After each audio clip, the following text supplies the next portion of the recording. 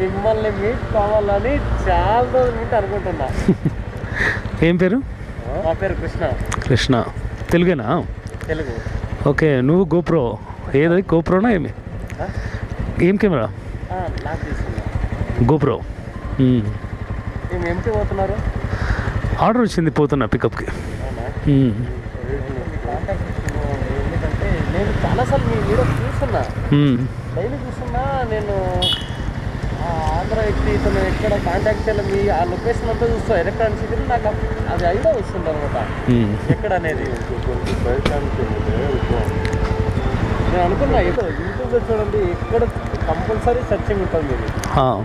ఎందుకంటే నేను blog start చేయకముందు నుంచి మీ వీడియోస్ చూస్తున్నాను.